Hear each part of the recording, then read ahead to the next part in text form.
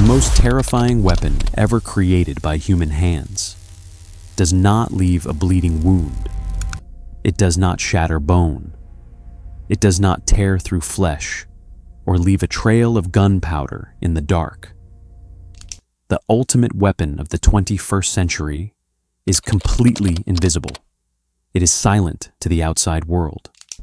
But inside your head, it sounds like the deafening roar of a jet engine, tearing apart your sanity, piece by piece. Imagine being an elite intelligence officer. You have survived war zones. You have outsmarted cartels. You have dodged bullets in the darkest corners of the globe.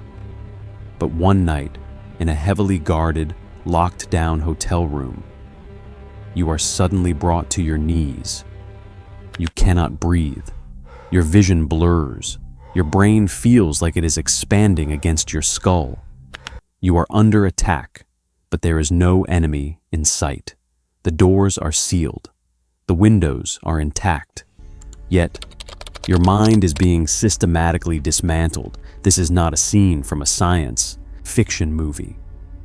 This is the absolute reality of a classified global crisis that the world's most powerful governments try desperately to bury. Welcome to Shadow Dossier. Today, we are opening the sealed files on a terrifying phenomenon that brought the American intelligence community to its knees. They call it the Havana Syndrome, and the truth behind it will make you question the safety of your own home. The nightmare began in the shadows of diplomatic immunity. The year was 2016. The location was Havana, Cuba, a city known for its vintage cars, rum, and a long history of espionage. The United States had just reopened its embassy, attempting to thaw decades of Cold War ice. But beneath the surface of diplomatic smiles, a silent war was already raging. Late one evening, a seasoned CIA officer operating under official cover was sitting in his private residence. The neighborhood was quiet. The perimeter was secure. Suddenly, the silence was shattered, not by a bomb, not by a gunshot, but by a sound, a localized, piercing, metallic grinding noise. It sounded like a chorus of cicadas amplified to a lethal frequency. But here is the terrifying part. The sound was directional. It seemed to follow him as he moved through the house. When he stepped into the hallway, it stopped. When he returned to the living room, it struck again, hitting him with a wall of invisible pressure. He felt a sudden, massive wave of nausea, a crushing headache, a terrifying loss of balance. He was an expert in counterintelligence, trained to detect surveillance and physical threats, but he was completely defenseless against this phantom assault. Days later, more officers began to fall. Diplomats, spies, and military attachés reported the exact same terrifying sequence of events. The grinding noise, the sudden pressure in the head, the devastating aftermath. The symptoms were horrific and unrelenting. Severe vertigo, cognitive fog, sudden hearing loss, insomnia. Some victims could no longer remember simple words.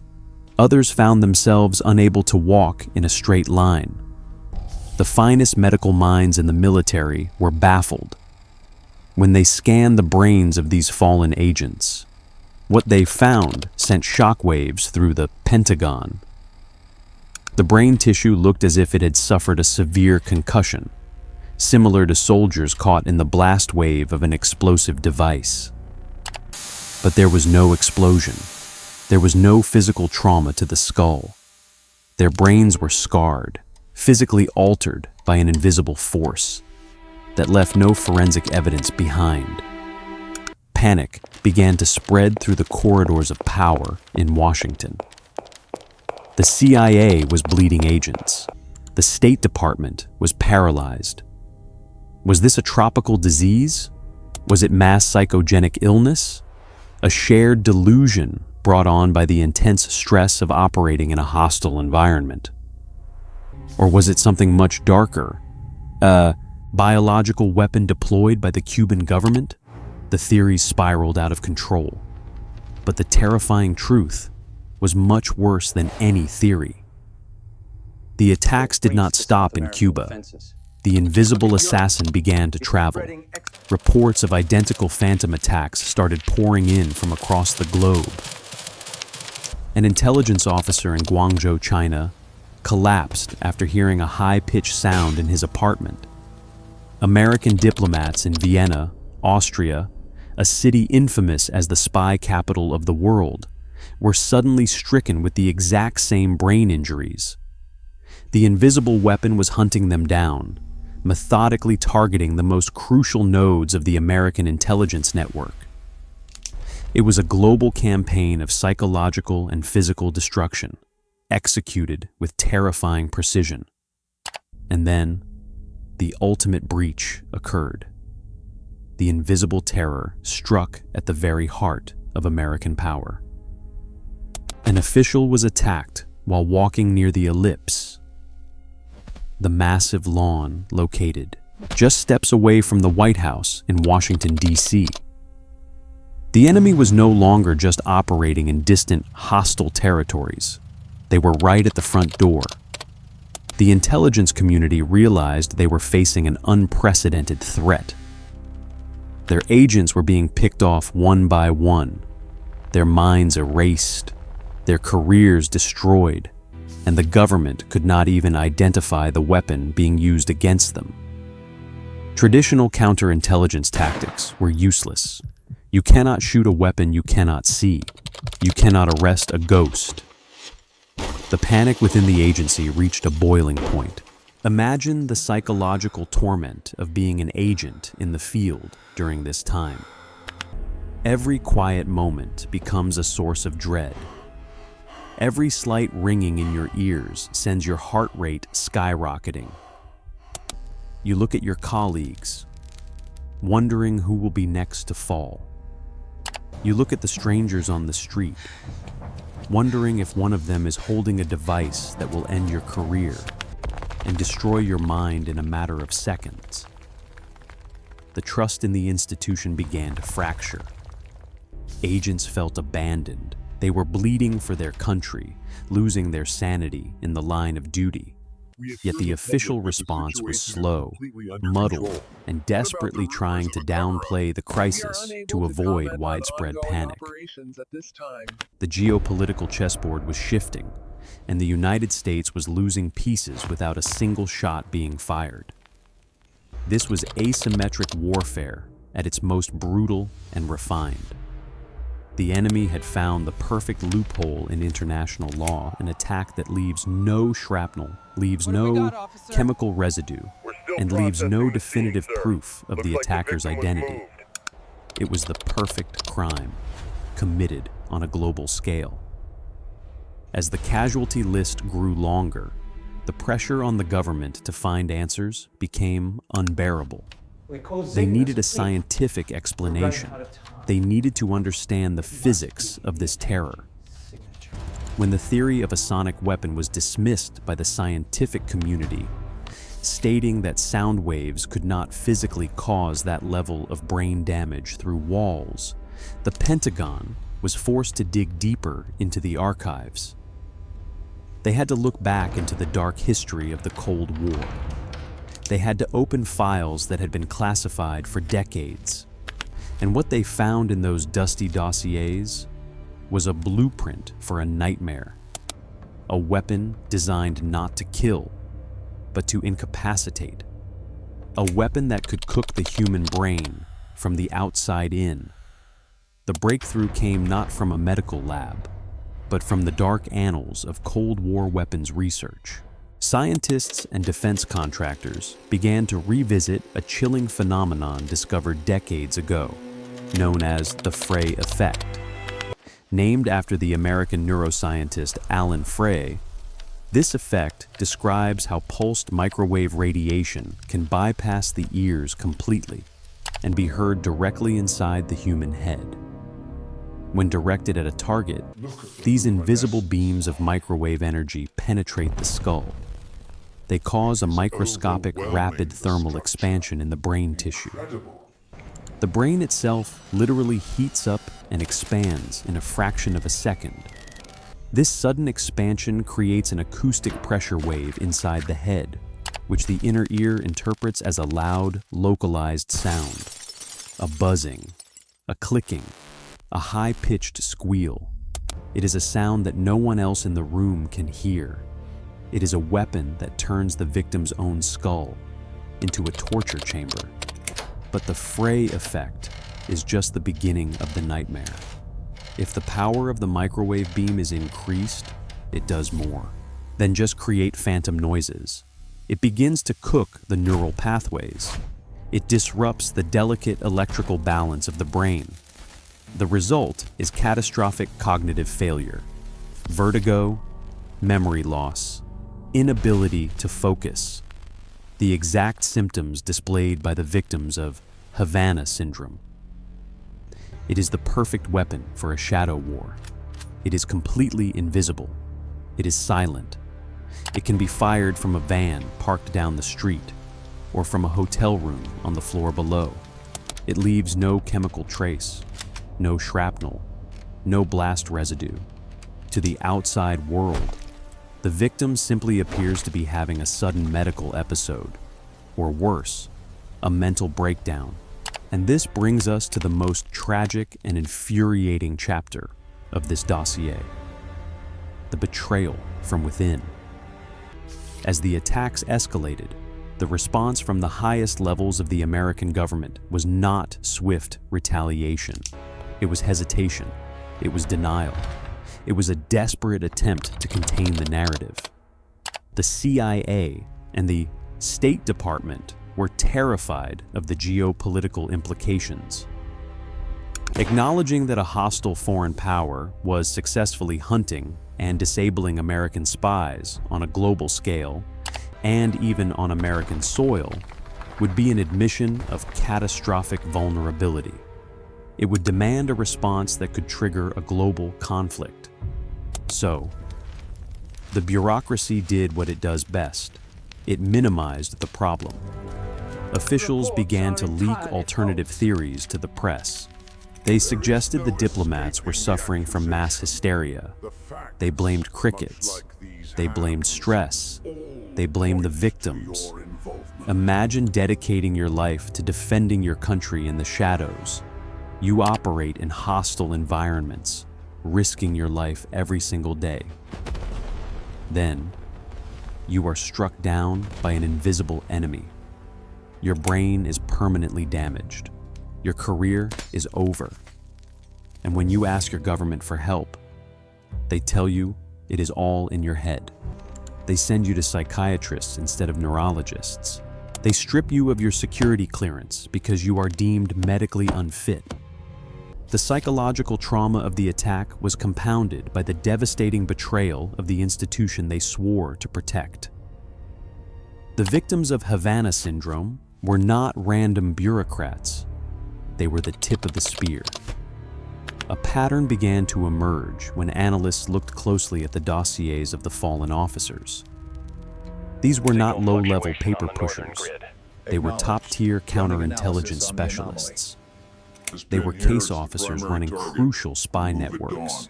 And most importantly, a staggering number of them were experts on Russia. They were the very people tasked with dismantling Russian intelligence operations around the world. The invisible weapon was not being fired blindly.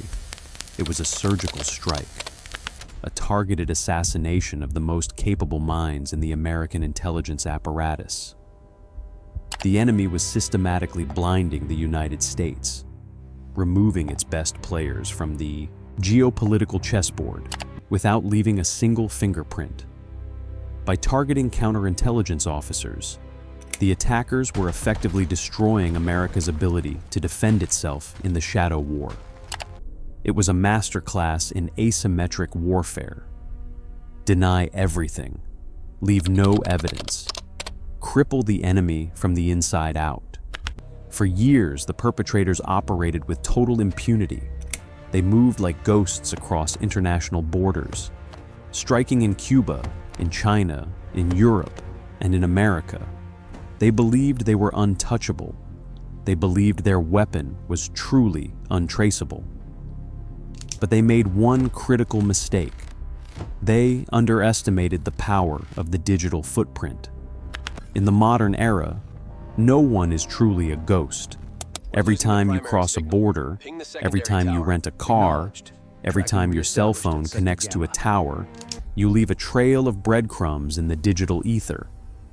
The intelligence agencies were paralyzed by politics and bureaucracy, but a coalition of independent investigative journalists refused to let the story die. Armed with open-source intelligence, flight records, and leaked travel data, they began to hunt the hunters. They started cross-referencing the exact times and locations of the suspected Havana Syndrome attacks with the movement of known foreign intelligence operatives.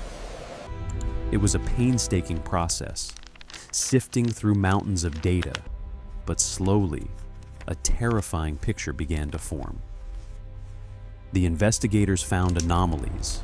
They found shadows moving in the background of the attacks. They tracked the cell phone metadata of specific individuals who seemed to always be in the wrong place at the exact right time. Whenever an American spy reported hearing the phantom sound and suffering brain injury, these individuals were physically present in the same city. Sometimes, they were in the exact same hotel. The invisible weapon might not leave physical evidence, but the men holding the weapon could not hide. Their digital shadows. The net was closing in. The independent investigators were about to unmask a highly secretive, elite military intelligence unit. A unit that specialized in subversion, sabotage, and assassination. The ghosts were about to be given a name. The ghosts had a name. Unit 29155, a top-secret division of the Russian military intelligence, the GRU. For years, this elite squad had operated in the absolute darkest corners of global espionage. They were not intelligence gatherers. They were a sabotage and assassination squad. They were the men Moscow called when a target needed to be eliminated without a trace, when an election needed to be destabilized, or when a foreign government needed to be paralyzed. And now, a joint investigation by independent journalists from The Insider, 60 Minutes, and Der Spiegel had placed these exact operatives at the scene of the most devastating Havana Syndrome attacks. The digital footprint was undeniable. By cross-referencing leaked Russian travel databases with the exact dates and locations of the attacks on American personnel, the investigators found a chilling correlation.